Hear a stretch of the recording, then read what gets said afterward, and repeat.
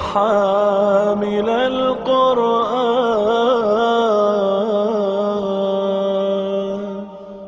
اعوذ باللہ من الشیطان الرجیم. بسم اللہ الرحمن الرحیم. یوم تاتی کل نفس تجادل عن نفسها وتوفى كل نفس ما عملت وهم لا يظلمون. وضرب الله مثلا قرية كانت آمنة مطمئنة يأتيها رزقها رغدا من كل مكان فكفرت بأنعم الله فأذاقها الله لباس الجوع والخوف بما كانوا يصنعون. یوم تاتی کل نفس تجادل عن نفسها، جس روز ہر شخص، ہر انڈیویجول آئے گا، حاضر ہوگا، تجادل عن نفسها، اپنی طرف سے جھگڑتے ہوئے، اپنی طرف سے آرگو کرتے ہوئے، اپنی طرف سے پلیڈ کرتے ہوئے. وَتُوَفَّى كُلُّ نَفْسٍ مَا عَمِلَتْ، اور ہر شخص کو، ہر انڈیویجول کو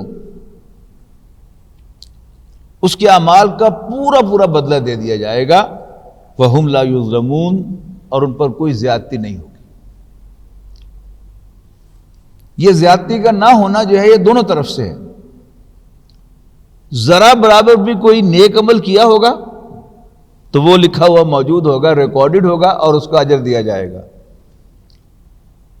اور وہ عمل جو نہیں کیا وہ اس کے کھاتے میں پڑا ہوا نہیں ہوگا.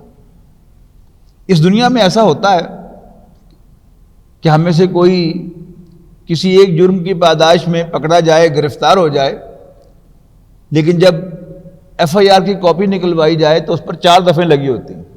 یہ دنیا میں ہو سکتا ہے، اللہ تعالیٰ کے ہاں ایسا کوئی امکان نہیں ہے. تو کوئی زیادتی نہیں ہوگی، یعنی انہیں ڈپرائیو نہیں کیا جائے گا ان کے کسی اجر سے، اور خام خواہ ان کے کھاتے میں کوئی گناہ جو انہوں نے نہ کیا ہو ہرگز نہیں ڈالا جائے گا. وَضَرَبَ اللَّهُ مَثَلًا قَرْيَةً كَانَتْ آمِنَةً مُطْمَئِنَّةً، اور اللہ تعالیٰ ایک بستی کی مثال بیان فرماتا ہے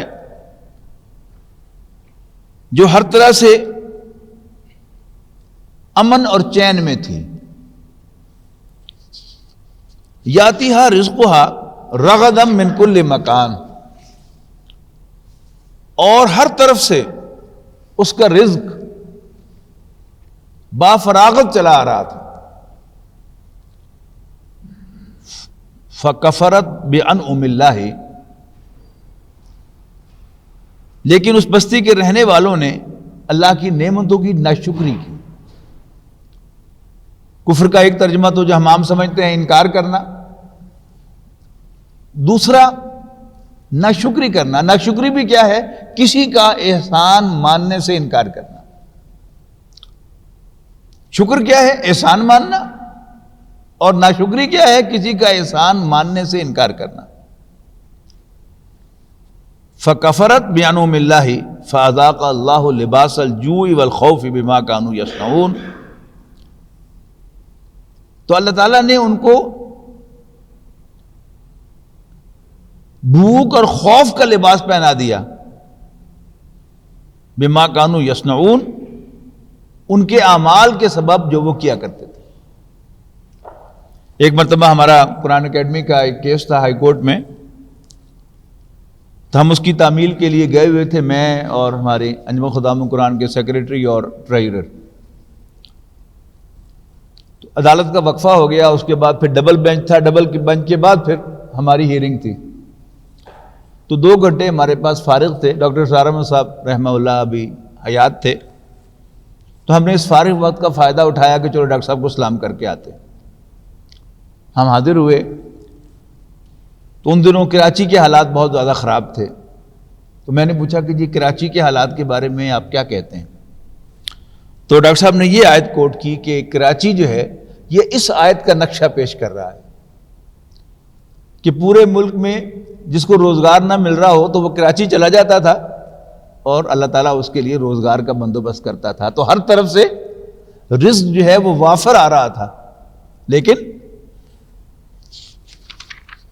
فکفرت بانعم اللہ، لیکن انہوں نے اللہ تعالیٰ کی نعمتوں کی ناشکری کی، تو اللہ تعالیٰ نے اس کے نتیجے میں انہیں بھوک اور خوف کا لباس پہنا دیا، بما کانوا یصنعون، ان کی حرکتوں کی وجہ سے، ان کی کرتوتوں کی وجہ سے جو وہ کیا کرتے تھے۔ وَلَقَدْ جَاءَهُمْ رَسُولٌ مِّنْهُمْ، اور ان کے پاس انہی میں سے ایک پیغمبر بھیجے گئے تھے، ان کے پاس تشریف لائے تھے، فَكَذَّبُوهُ، لیکن انہوں نے اس پیغمبر کو بھی جھٹلا دیا، فَأَخَذَهُمُ الْعَذَابُ وَهُمُ الظَّالِمُونَ، تو ان کو ایک عذاب نے آن پکڑا، فَأَخَذَهُمُ الْعَذَابُ، تو ان کو عذاب نے آن پکڑا اس حال میں کہ وہ ظلم ڈھا رہے تھے۔ ظلم حق تلفی، اب یہ حق تلفی جو ہے وہ زمین پر دوسرے انسانوں کے ساتھ بھی ہو سکتی ہے، کہ جب اللہ تعالیٰ رزق وافر دے رہا ہوتا ہے، چاہیے تو یہ کہ پھر اگر مجھے کھانے کو مل رہا ہے تو میں وہ دوسرے کی طرف نظر نہ ڈالوں کہ وہ کیوں کھا رہا ہے۔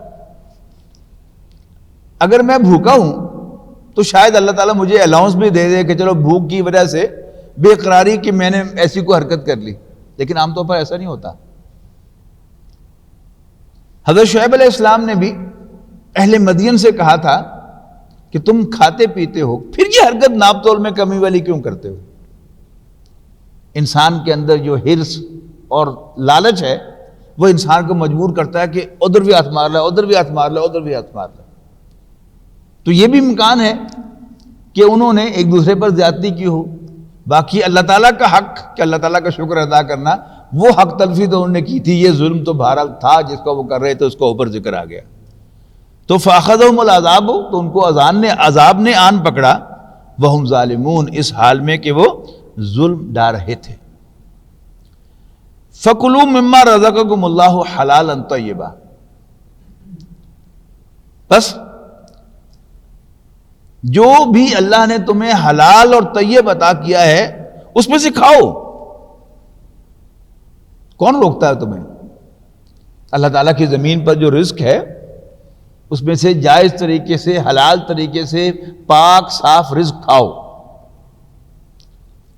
نہ اللہ تعالیٰ اس سے منع کرتا ہے، نہ اللہ تعالیٰ پاک رزق کھانے کو ناپسند کرتا ہے۔ فَكُلُوا مِمَّا رَزَقَكُمُ اللَّهُ حَلَالًا طَيِّبًا، بس اللہ نے تمہیں جو حلال و طیب رزق عطا کیا ہے اسے کھاؤ۔ وَاشْكُرُوا نعمت اللہ، اور اللہ تعالیٰ کی نعمتوں کا شکر ادا کرو، ان کنتم ایاہ تعبدون، اگر تم اسی کے بندے ہو۔ انما حرم علیکم المیتۃ، یعنی پہلے کہا کہ حلال چیزوں میں سے کھاؤ، اور پھر کہا کہ حرام کیا ہے؟ انما حرم علیکم المیتۃ والدم ولحم الخنزیر وما اہل لغیر اللہ بہ، یقیناً اللہ تعالیٰ نے تم پر حرام کیا ہے مردار، یعنی وہ جس کو ذبح کرنے سے پہلے اس کی جان نکل جائے تو وہ مردار ہے، خواہ ابھی 1 سیکنڈ پہلے نکلی ہو پھر بھی وہ حرام ہے۔ ہاں جان نہیں نکلی، بیمار ہے یا اس کو گولی لگی ہے یا تیر لگا ہے لیکن مرا نہیں، آپ اس کو ذبح کر لیتے ہیں تو پھر وہ کیا ہے؟ وہ مردار نہیں ہے۔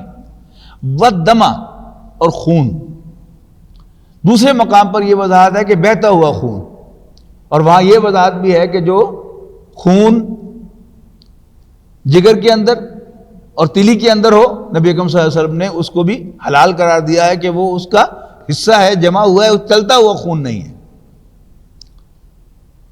وَلَحْمَ الْخِنْزِيرِ، اور سور کا گوشت،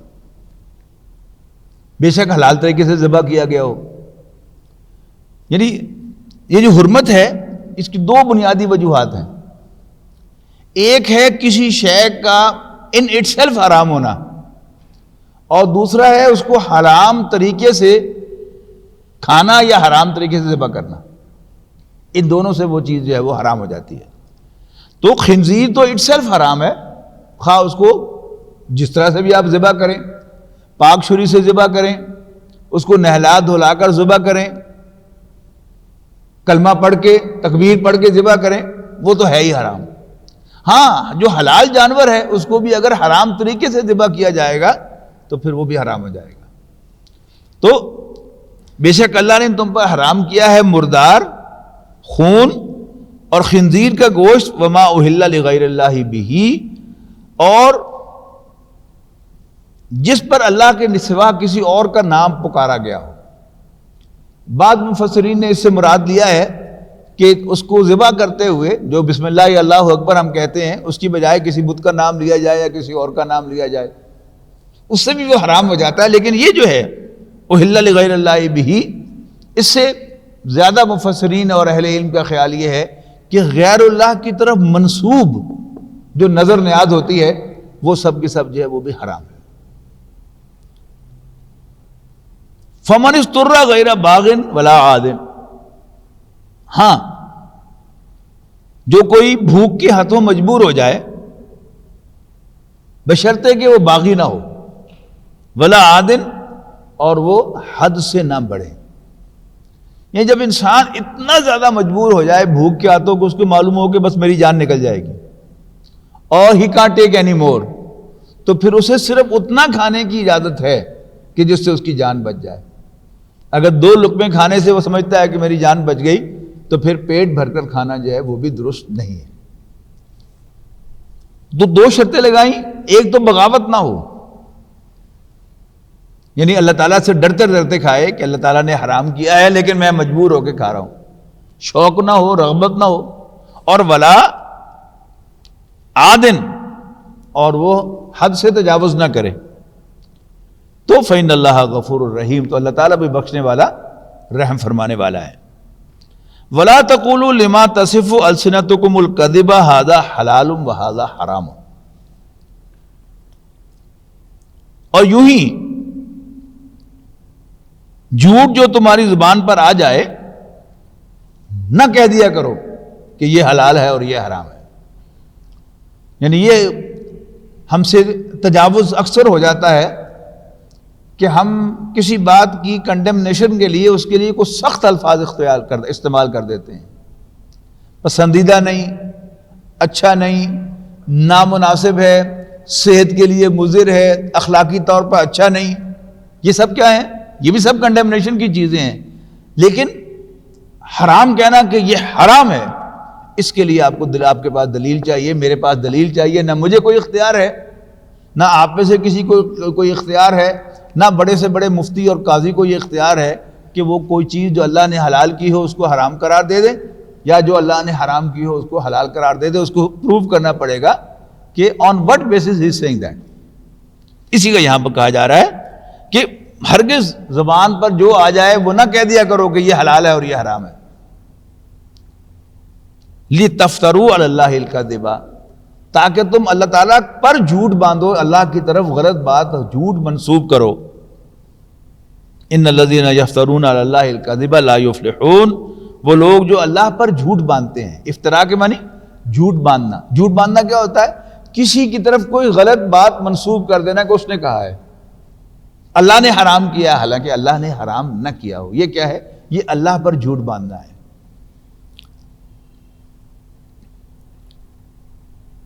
ان الذین یفترون علی اللہ الکذب، یقیناً وہ لوگ جو اللہ پر جھوٹ باندھتے ہیں، لا یفلحون، فلاح نہیں پائیں گے. متاع قلیل، یہ کیوں جھوٹ بولتے ہیں؟ مولوی، مفتی، علماء جھوٹ کیوں بولیں گے؟ کچھ تھوڑا سا نذرانہ وصول کرنے کے لیے، کوئی ورڈلی بینیفٹ لینے کے لیے. تو اس کو کہا جا رہا ہے متاع قلیل، تھوڑا سا فائدہ جو تم اٹھانا چاہتے ہو. وَلَهُمْ عَذَابٌ عَلِيمٌ، یا تھوڑا سا فائدہ وہ اٹھانا چاہتے ہیں. وَلَهُمْ عَذَابٌ عَلِيمٌ، لیکن اس کے نتیجے میں وہ ایک دردناک عذاب سے دوچار ہونے والے ہیں. یہ علیم جو ہے علم سے نکلے، المناک، پینفل. تو عذاب علیم ان کے لیے ایک پینفل پنشمنٹ ہے. وَعَلَى الَّذِينَ هَادُوا، حرمنا ما قصصنا علیک من قبل، اور جہاں تک یہودیوں کا تعلق ہے وعلی الذین ہادوا، اور یہودیوں پر بھی حرمنا ما قصصنا علیک، ہم نے وہی چیزیں حرام کی تھی جو ہم نے اے نبی آپ کے سامنے ابھی بیان کی ہیں، یعنی وہی 4 چیزیں، مردار، خون، سور کا گوشت، اور جس پر غیر اللہ کا نام پکارا گیا ہو۔ من قبل، اس سے پہلے یعنی اوپر، وما ظلمناہم ولکن کانوا انفسہم یظلمون، ہم نے یہودیوں پر کوئی ظلم نہیں کیا تھا، ہم نے ان پر کوئی زیادتی نہیں کی تھی، اصل میں وہ خود ہی اپنے اوپر ظلم ڈھانے والے تھے، اپنے اوپر زیادتی کرنے والے تھے۔ ثم ان ربک للذین عملوا السوء بجہالۃ، پھر جن لوگوں نے جہالت میں کوئی برا کام کیا، اب جہالت یہ ہے، یہ 2 چیزوں کا الٹ ہے، جہالت علم کا بھی اپوزٹ ہے، تو وہ اس معنی میں اگر لیں گے تو ہوگا لا علمی میں، اور یہ عقل کا بھی الٹ ہے، یعنی عقل کے معنی ٹو بی ان سینسز، یعنی اپنے آپ پر کنٹرول ہونا، سینسز میں ہونا، اور اس کا الٹ کیا ہو جائے گا؟ جہالت، یعنی انسان کا سینسز میں نہ ہونا، جذبات میں آ کر کوئی کام کر دینا۔ اور ہمیں اس کا خوب تجربہ ہے کہ زندگی کے بہت سے معاملات ہیں کہ جن کو ہم شعوری طور پر غلط سمجھتے ہیں، یٹ جذبات کی رو میں آ کر انسان وہ حرکتیں کرتا ہے۔ یہ ہم میں سے کوئی حاجی نہیں ہے کہ جو یہ کہہ سکے کہ میں نے آج تک جذبات میں آ کر کوئی گناہ نہیں کیا، یا میں نے جانتے بوجھتے ہوئے کوئی غلط کام کبھی نہیں کیا۔ ہم عام گناہ گار لوگ ہیں، تو یہ بڑی آسانی سے یہ بات سمجھ میں آ جاتی ہے، اس پر کوئی لمبی چوڑی تفسیر کرنے کی ضرورت نہیں ہے کہ یقیناً وہ لوگ کہ جو کوئی برائی کریں بھی جہالت لا علمی میں یا جذبات میں آ کر، ثم تابوا من بعد ذلک، پھر اس کے بعد وہ توبہ کر لیں، واصلحوا، اور اپنی اصلاح کر لیں۔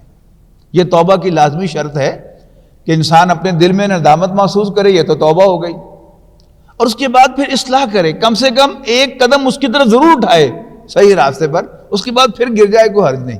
لیکن توبہ کرتے ہوئے یہ نہ ہو کہ ابھی میں توبہ کی تسبیح کروں گا اور پھر میں دوبارہ وہ کام کروں گا، پھر وہ توبہ نہیں ہے۔ تو تابو، توبہ کریں، من بعد ذالک، اس کے بعد واصلحوا، اور اپنی اصلاح کریں، ان ربک من بعدھا لغفور الرحیم، بے شک اے نبی آپ کا رب اس کے بعد بڑا بخشنے والا مہربان ہے۔ قرآن مجید میں جہاں بھی حضرت ابراہیم کا تذکرہ آتا ہے، میں نے پہلے بھی اپنا تاثر آپ کے سامنے رکھا تھا کہ میں محسوس کرتا ہوں کہ اللہ تعالیٰ حضرت ابراہیم کا ذکر کر کے خوش ہوتا ہے۔ یہ ہوتے ہیں بندے، بندہ بننا تو ایسے بندے بنو جیسے ابراہیم تھا، اور بہت خوبصورت الفاظ میں اللہ تعالیٰ حضرت ابراہیم علیہ السلام کو خراج تحسین پیش کرتا ہے، سلیوٹ پیش کرتا ہے، سلام علی ابراہیم، سورۃ صافات میں۔ یہاں بھی آپ دیکھیے گا، اور ذرا لطف اندوز ہے آپ بھی، کہ ان ابراہیم کان امۃ قانتا للہ حنیفا، یقیناً ابراہیم لوگوں کے امام اور اللہ کے انتہائی فرما بردار تھے۔ کانا امتن قانتن، وہ ایک امام تھے ایک پورے گروہ کے، نوع انسانی کے، قانتن، اللہ تعالیٰ کی فرما برداری کرنے والے، للہ حنیفہ، یکسو ہو کر اللہ تعالیٰ کی فرما برداری کرنے والے۔ یہ جو یکسوئی ہے، ذرا اس کو ذرا امیجن کر کے دیکھیں کہ نہ یہ نہ وہ، صرف تو۔ اور حضرت ابراہیم علیہ السلام کی زندگی اس پر گواہ ہے۔ کوئی سوشل ٹائی، کوئی خونی رشتہ، کوئی ان کے اور اللہ کے درمیان حائل نہیں ہوا۔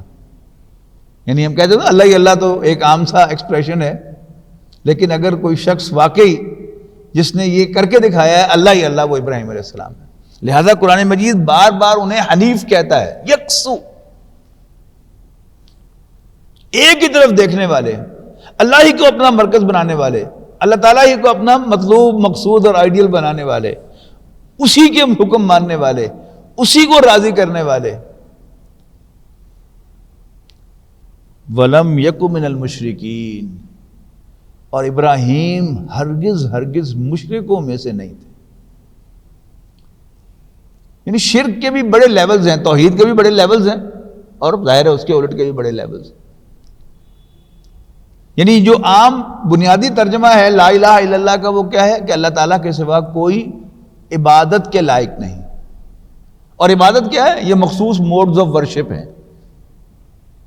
اللہ تعالیٰ کے سوا کسی اور کے سامنے اپنا دھڑ جھکانا، کسی اور کے نام کی کوئی منت ماننا، اور غیب میں اللہ کے سوا کسی اور کو پکارنا، یہ کیا ہے؟ یہ ٹپیکل موڈز آف ورشپ ہے۔ یعنی ہم ایک دوسرے کو دیکھ رہے ہیں، ہم ایک دوسرے سے ہیلپ لے سکتے ہیں، ایک دوسرے کو پکار سکتے ہیں، میں کہہ سکتا ہوں اجازت ذرا میری مدد کرنا، لیکن انویزیبل چینلز میں اللہ کے سوا کسی اور کو پکارنے کی اجازت نہیں ہے، اور اللہ کے سوا کسی اور کو پکارنا شرک ہے۔ حضرت ابراہیم علیہ السلام کو جو قرآن مجید کہتا ہے نا کہ وَمَا كَانَ مِنَ الْمُشْرِكِينَ، ہم کہتے ہیں کہ ڈوبتے کو تنکے کا سہارا، ہر زبان میں اس مفہوم کا کوئی نہ کوئی محاورہ، کوئی مثل ضرور ہوتی ہے۔ حضرت ابراہیم علیہ السلام کو جب آگ میں پھینکا جا رہا تھا تو جبرائیل علیہ السلام آئے، میں ہیلپ یو سر، تو حضرت ابراہیم علیہ السلام نے صرف پوچھا، یعنی جب انسان کا وہ فوکس نہ ہو، وہ لیول نہ ہو، تو وہ انڈرسٹوڈ سمجھے گا نا کہ اللہ تعالیٰ نے بھیجا ہوگا، جبرائیل جو آیا ہے۔ تو حضرت ابراہیم نے سوال کیا کہ میرے رب کو خبر ہے نا اس کی؟ اس نے کہا ایشور، کہ جا تو کم کر اپنا، پھر Who are you then؟ یعنی میرا رب میرے لیے کافی ہے، یہ ہے توحید کا وہ لیول۔ وَمَا كَانَ مِنَ الْمُشْرِكِينَ وَلَمْ يَكُ مِنَ الْمُشْرِكِينَ، اور ابراہیم ہرگز مشرکوں میں سے نہیں تھے۔ یعنی صوفیہ کرام جو اس کا ترجمہ کرتے ہیں، یعنی عام جو فقہی ترجمہ ہے لا الہ الا اللہ کا، وہ تو یہ ہے کہ اللہ کے سوا کوئی عبادت کے لائق نہیں، لیکن صوفیہ اس کا ترجمہ کرتے ہیں لا مطلوب الا اللہ، لا مقصود الا اللہ، لا محبوب الا اللہ، اللہ کے سوا کوئی محبت کے لائق نہیں۔ تو حضرت ابراہیم علیہ السلام کے اندر آپ کو وہ ساری چیزیں ملیں گی، نہ انہوں نے اللہ کے سوا کسی کو محبت کے لائق سمجھا، نہ مطلوب و مقصود بنایا، اور نہ اس کے لیے کوئی قربانی دی، سب کچھ اللہ کے لیے۔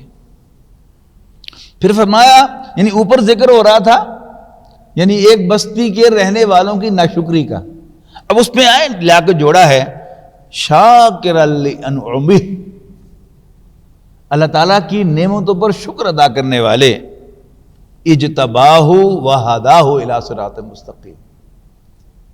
اب چونکہ وہ اللہ تعالیٰ کے شکر گزار تھے، اس کی ہر نعمت پر شکر ادا کرنے والے تھے، اور سورۃ ابراہیم میں ہم پڑھ کے آئے ہیں وہ آیت کہ لئن شکرتم لازیدنکم، اگر تم شکر ادا کرو گے تو ہم یقیناً تمہیں اور دیں گے، وَلَئِن كَفَرْتُمْ إِنَّ عَذَابِي لَشَدِيدٌ، اور یاد رکھنا اگر تم نے ناشکری کی تو پھر میرا عذاب بھی بڑا سخت ہے۔ تو چونکہ حضرت ابراہیم اللہ تعالیٰ کی نعمتوں کا شکر ادا کرنے والے تھے، لہذا نواز رہا ہے اللہ تعالیٰ ان کو، اجتباہ، تو اللہ تعالیٰ نے بھی ان کو چن لیا پوری نوع انسانی میں۔ ان کو اللہ تعالیٰ نے کیا کیا نام عطا کیے ہیں؟ خلیل کہا ہے، دوست۔ یعنی آپ سب حضرات یعنی ایک ہی ادارے میں کام کرتے ہیں، لیکن سارے ایک دوسرے کے دوست نہیں ہیں، کولیگز ہیں لیکن دوست نہیں ہیں۔ یعنی آپ کے 50 کولیگز ہیں یا 100 کولیگز ہیں، ان میں کسی ایک کو آپ منتخب کریں گے اپنا دوست بنانے کے لیے، اسے آپ کہیں گے تو میرا دوست ہے۔ تو پوری نوع انسانی میں یعنی ارب انسان گزر چکے، ارب آج ہیں، اور ارب آنے والے ہیں، ان سب میں اللہ تعالیٰ نے اپنے ایک بندے کو منتخب کیا ہے اسے دوست کہنے کے لیے کہ اتخذ اللہ ابراہیم خلیلا، اور ابراہیم کو تو اللہ نے دوست ہی بنا لیا۔ ہائے ہائے، اپریشیٹ کر رہے ہیں نا کہ کوئی بڑا کسی کو کہہ دے بھائی تو میرا یار ہے، تو وہ پھولے نہیں سماتا نا کہ آج باس نے مجھے یار کہہ دیا، آج امپلائر نے مجھے یار کہہ دیا، آج وزیر اعظم نے مجھے یار کہہ دیا، صدر نے مجھے یار کہہ دیا۔ اور جس کو سارے جہانوں کا رب اپنا یار کہہ دے، ہے نا قابل رشک. تو اجتباہ، اللہ تعالیٰ نے انہیں منتخب کر لیا، چن لیا. وہداہ الی صراط مستقیم، اور انہیں سیدھے راستے کی طرف ڈائریکٹ کر دیا. وآتیناہ فی الدنیا حسنہ، اور ہم نے انہیں دنیا میں بھی حسنہ نیکی عطا فرمائی. وإنہ فی الآخرۃ لمن الصالحین، اور وہ آخرت میں بھی انتہائی نیک بندوں میں سے ہوں گے، انتہائی نیک بندوں میں سے. یہاں یہ نوٹ کیجئے گا کہ حسنہ یہاں پر کہا گیا کہ ہم نے ان کو دنیا میں بھی حسنہ عطا فرمائی. وہ جو سورہ بقرہ میں دعا آئی ہے کہ ربنا آتنا فی الدنیا حسنہ وفی الآخرۃ حسنہ، اس کی تعریف آئی ہے. اس کے مقابلے میں جس دعا کو کنڈیم کیا گیا اس میں حسنہ کا ذکر نہیں ہے. اس میں کیا ہے کہ حج کے موقع پر جو بڑا خاص موقع ہے اللہ تعالیٰ کو پکارنے کا، دعا مانگنے کا، تو کچھ لوگ اس وقت بھی اللہ تعالیٰ سے دنیا مانگتے ہیں کہ ربنا آتنا فی الدنیا، فی الدنیا، اے اللہ تو ہمیں دنیا ہی میں عطا کر دے.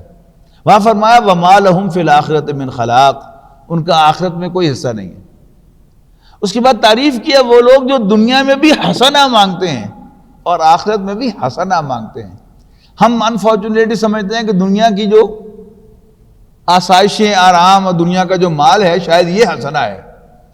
لیکن نوٹ کیجئے گا حسنہ کے معنی عربی زبان میں ہے نیکی، اور حسنات نیکیاں. تو اے اللہ، اس دعا کا ترجمہ کیا ہوا کہ اے اللہ ہمیں دنیا میں بھی نیکی کی توفیق دے اور آخرت میں بھی ہمیں حسنہ یعنی جنت عطا کر. تو دنیا کا حسنہ نیکی، نیک اعمال ہے، اور آخرت کا حسنہ جنت ہے.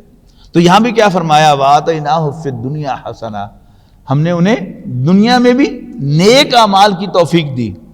وإنہ فی الآخرۃ لمن الصالحین، اور آخرت میں بھی ابراہیم انتہائی نیک بندوں میں شامل ہوں گے. ثم اوحینا الیک، اب یہ ذرا دیگر تھام کے پڑھیے گا اس آیت کو. خطاب ہے رسول اللہ صلی اللہ علیہ وسلم سے، اور آپ سے کہا جائے ثم اوحینا الیک، تو اے نبی صلی اللہ علیہ وسلم ہم نے آپ کی طرف بھی وحی کر دی ہے. کیا وحی کر دی ہے؟ ان اتبع ملت ابراہیم حنیفا، کہ آپ بھی یکسو ابراہیم کے طریقے کی پیروی کیجیے. تو اس کا مطلب کیا ہوا کہ نبی اکرم صلی اللہ علیہ وسلم کے لیے بھی، باقی نوع انسانی کے لیے تو خیر ہے ہی ہے، خود نبی اکرم صلی اللہ علیہ وسلم کے لیے بھی اللہ تعالیٰ نے حضرت ابراہیم علیہ السلام کو رول ماڈل بنایا ہے. یعنی انفرادی زندگی میں ایز این انڈیویجول. یہ میں وضاحت کیوں کر رہا ہوں؟ اس لیے کہ ہم تو نبی اکرم صلی اللہ علیہ وسلم کو اسوہ حسنہ مانتے ہیں، جبکہ سورہ ممتحنہ میں حضرت ابراہیم کو بھی اسوہ حسنہ قرار دیا گیا ہے. ان دونوں میں کیا فرق ہے؟ یعنی ایک شخص ایز این انڈیویجول کس ہائٹ کو ٹچ کر سکتا ہے، وہ ہائٹ ابراہیم علیہ السلام ہے. اور اجتماعی اعتبار سے جو اسوہ حسنہ ہے، یعنی ایک نظام قائم کرنا، عدل قائم کرنا زمین پر، اس کا اسوہ حسنہ نبی اکرم صلی اللہ علیہ وسلم ہے. اس کو آپ یوں سمجھیں، بات سمجھنے کے لیے کر رہا ہوں، انبیاء کرام کے درمیان کمپیریزن کوئی پسندیدہ عمل نہیں ہے نبی اکرم صلی اللہ علیہ وسلم کے نزدیک. لیکن چونکہ بہرحال اس مقام پر وہ بات چونکہ زیر بحث آ رہی ہے، اور ہر مسلمان نبی اکرم صلی اللہ علیہ وسلم سے جو محبت رکھتا ہے اس کے لیے ایک سوالیہ نشان ہے. صرف اس سوال کو میں حل کر رہا ہوں کہ حضرت ابراہیم علیہ السلام کو پہلی اپرچونٹی ملی تو انہوں نے بت توڑ دیا،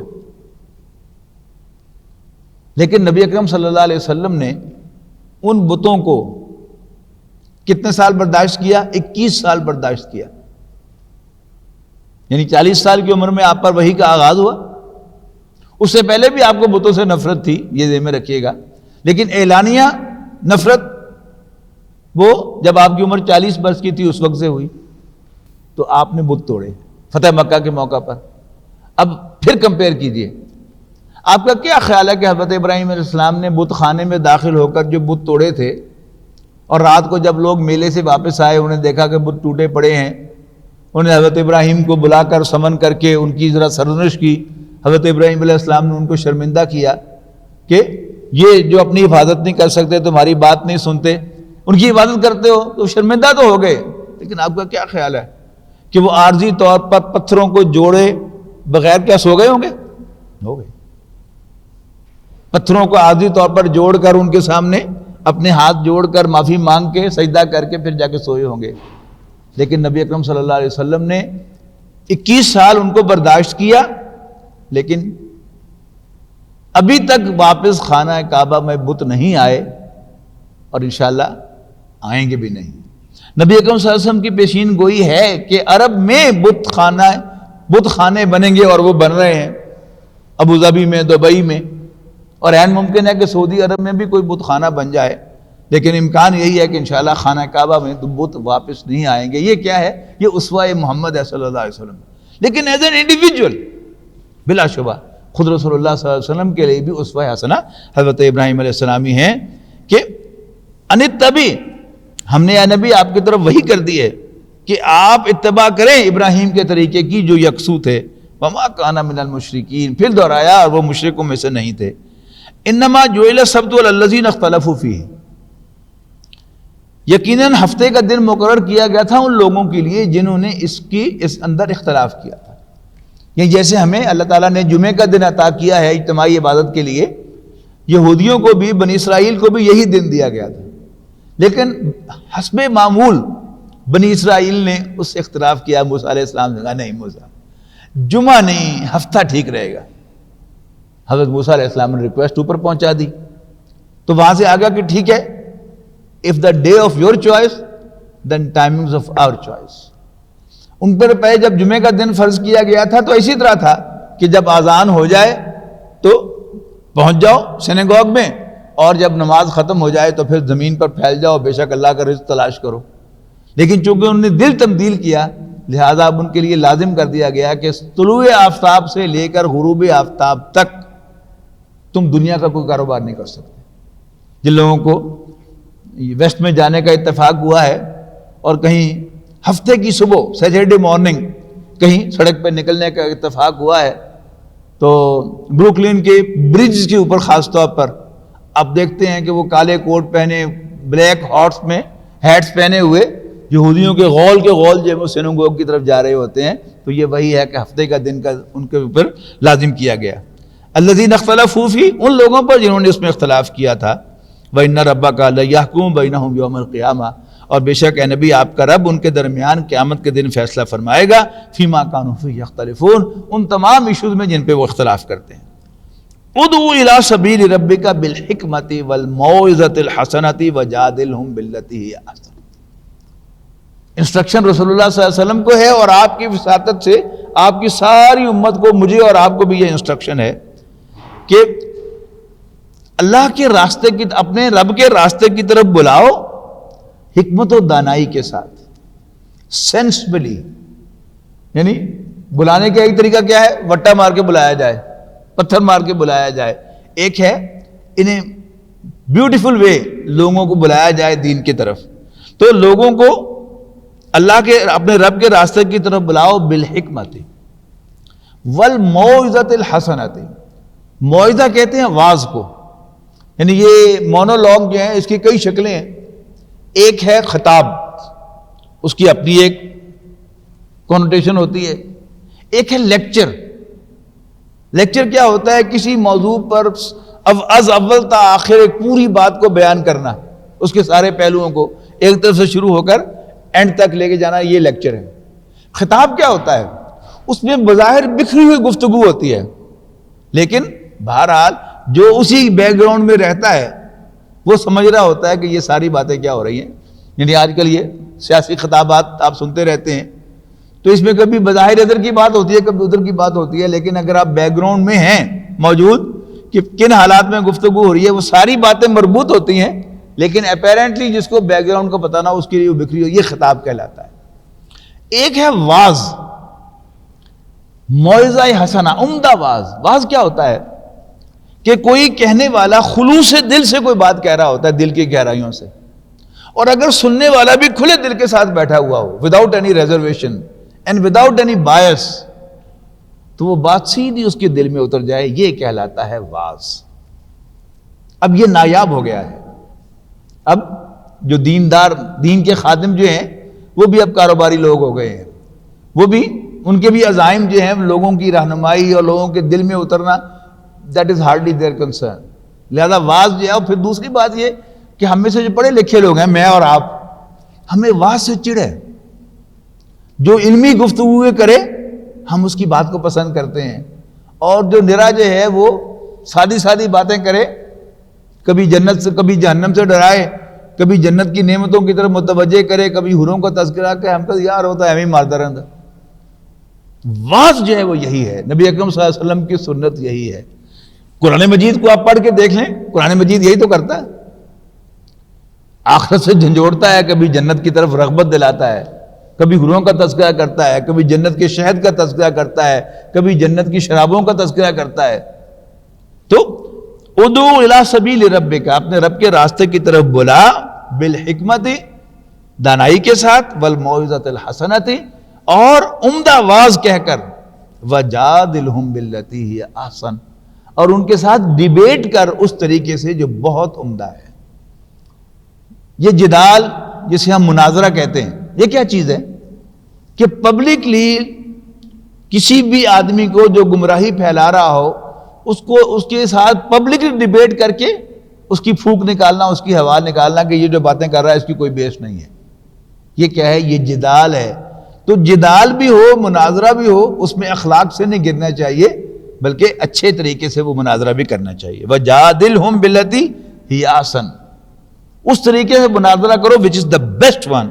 ان ربک هو اعلم بمن ضل عن سبیلہ، یقیناً آپ کا رب خوب جانتا ہے کہ کون اس کے رستے سے بھٹکا ہوا ہے، وہو اعلم بالمہتدین، اور وہ خوب جانتا ہے ان کو بھی جو ہدایت یافتہ ہیں۔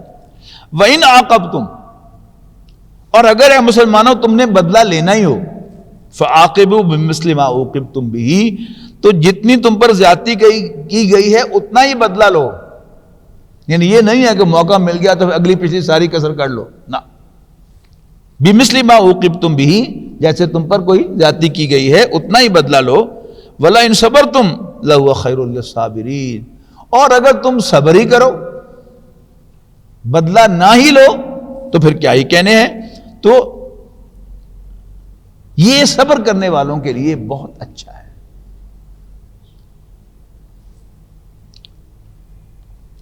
یعنی اوپر جو بات کہی گئی ہے واز کی، لوگوں کے دل میں اترنے کی، دعوت کے اعتبار سے یہ بہت افیکٹو ہے۔ اگرچہ الاؤڈ ہے بدلہ لینا، لیکن اگر آپ داعی ہیں، آپ دعوت دے رہے ہیں دین کی، اللہ کی طرف بلا رہے ہیں، تو پھر اگر آپ اچھا جسچر شو کریں گے تو انشاءاللہ آپ کے اس کام میں وہ ہیلپ فل ہوگا۔ وَاصْبِرْ، آخری انسٹرکشنز ہیں، وَاصْبِرْ، اور صبر کر، جھیل، برداشت کر، وَمَا صَبْرُكَ إِلَّا بِاللَّهِ، اور تیرا جھیلنا، تیرا برداشت کرنا اللہ ہی کی مدد سے ہوگا۔ وَلَا تَحْزَنْ عَلَيْهِمْ، اور اے نبی اب ان پر غم بھی نہ کرنا۔ عرض کیا تھا نا میں نے کہ سورہ یونس سے جو یہ صورتوں کا سلسلہ شروع ہوا ہے، اور یہ سورہ مومنون تک چلا جائے گا 18ویں پارے تک، یہ ساری صورتیں جو ہیں ان کے اکثر حصے جو ہیں وہ نبی اکرم صلی اللہ علیہ وسلم کے مکہ مکرمہ میں قیام کے آخری 4-5 سالوں کے اندر نازل ہوئے ہیں۔ یعنی کم پخیا ہے، نبی اکرم صلی اللہ علیہ وسلم دعوت دے چکے، ہر اسلوب سے ان کو ڈرا بھی چکے، دھمکا بھی چکے، لالچ بھی دلا چکے، آرگومنٹس بھی دے چکے، اور اب اینی ٹائم ان پر عذاب آ سکتا ہے۔ یہ ہے اصل چیز۔ اچھا، اب نبی اکرم صلی اللہ علیہ وسلم کی رحم دلی جو ہے وہ کیا ہے کہ نہیں ان پر عذاب بھی نہ آئے۔ اب حضور سے کہا جا رہا ہے کہ صبر کرو، تمہارا صبر کرنا اللہ کی مہربانی سے ہے۔ وَلَا تَحْزَنْ عَلَيْهِمْ، اور اب ان کے لیے غم بھی نہ کھانا۔ وَلَا تَكُ فِي ضَيْقٍ مِّمَّا يَمْكُرُونَ، اور یہ جو تمہارے خلاف چالیں چل رہے ہیں اس سے بھی تمہارے دل میں کوئی تنگی نہیں آنی چاہیے، تمہارا بگاڑ کچھ نہیں سکے۔ اب یہ چالیں کیا ہیں ایک ایک کر کے دیکھتے چلے جائیں۔ یعنی 10 نبوی میں نبی اکرم صلی اللہ علیہ وسلم کے پورے خاندان کا بائیکاٹ ہوا 3 سال کے لیے۔ شیب ابی طالب، اب شیب ابی طالب سے باہر آئے ہیں تو خاندان کا عبداللہ ابو طالب اللہ کے پاس چلا گیا، اور اب ابو لہب خاندان کا سربراہ بنا، اور اس نے نبی اکرم صلی اللہ علیہ وسلم کو، یعنی قریش کی وہ جو دیرینہ خواہش تھی ابو طالب سے کہ اس کو ہمارے حوالے کرو، اس کو نکالو خاندان سے باہر، اس نے وہ دیرینہ خواہش پوری کر دی۔ تو یہ کیا ہے؟ یہ چالیں ہیں کفار کی نبی اکرم صلی اللہ علیہ وسلم کے خلاف، اور ہر چال کیا ہے؟ پریشان کن ہے کہ نہیں؟ یعنی جب بنی ہاشم کو پورے خاندان کو قید کر دیا گیا شیب ابی طالب میں، تو کیا حضور صلی اللہ علیہ وسلم کو خوشی ہوگی؟ اس پر غم ہوگا نا. اور ابو لہب خاندان کا سر بنا، اسی وقت حضور کو کھٹک گئی ہوگی کہ سم تھنگ رانگ میں ہیپن، اور وہ ہو گئی، اس نے خاندان سے نکال دیا. آپ طائف گئے، وہاں کچھ نہیں ہوا، بلکہ وہ ہوا جو 10 سال میں مکے میں نہیں ہوا تھا، اور اس کے بعد آپ کو ایک مشرک کی پناہ لے کر مکے میں آنا پڑا. تو یہ سب کیا ہے؟ یہ قریش کی چالیں ہیں نا، دشمنوں کی.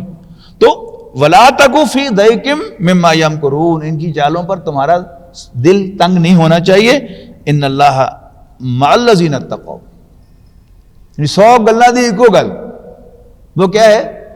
اگر اللہ تمہارے ساتھ ہوگا تو کچھ نہیں ہوگا. اللہ کن کے ساتھ ہے؟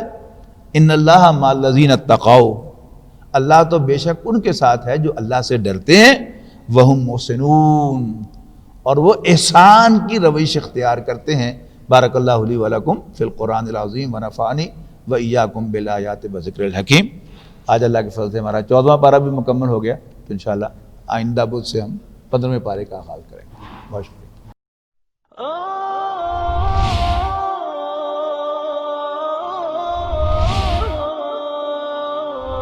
يا حامل القرآن